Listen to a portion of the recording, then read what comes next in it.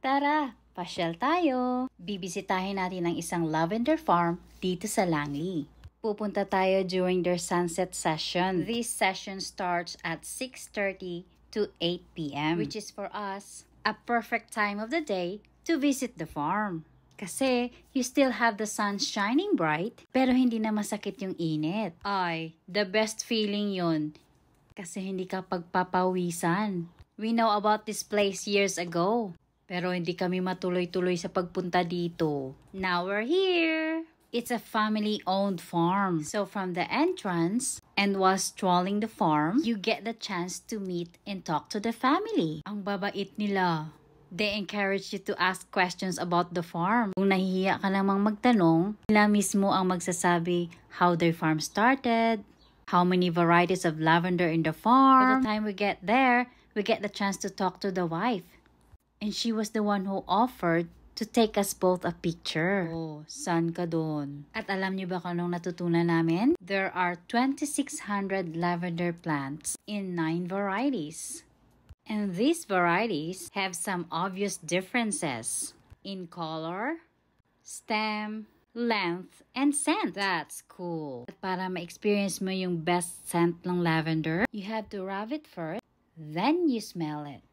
They also have a fountain garden. Take your photos. Kung ano pang gusto mong gawin dyan, they just warn you to be careful with the bees. Ay besh, ang daming bees dito. Pero so far, hindi naman kami nakagat. The farm used these bees to make a lavender honey. Another cool idea, huh? Oh, beautiful, fresh lavender everywhere. And this white lavender, they called it Phenomenal Melissa. Pinagmamalaki nila ito. Kasi, not all the time daw, you can see a white lavender. But now we've seen it. Bright skies, purple fields, bees buzzing, and us making memories together. Through the years, maraming nagpapabook ng mga events dito. We're lucky this day wala. And we get to enjoy it.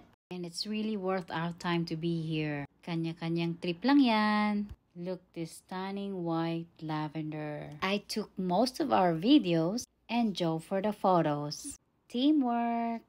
Ang lawak ng farm na ito. You have enough time to stroll, smell the lavender, and at the same time, you can be creative in taking of your pictures and videos. This field is really worth your snaps. Kaya if you get the chance to be here, make sure you have fun. And for sure, you will. And aside sa different varieties ng mga lavender, meron pa tayong one more thing to check out. Perfect ito to beat the heat of summer. The farm sells a lavender lemonade ice cream. Ay, to be honest, ngayon pa lang kami makakatikim nito. Sige nga. Ay, besh.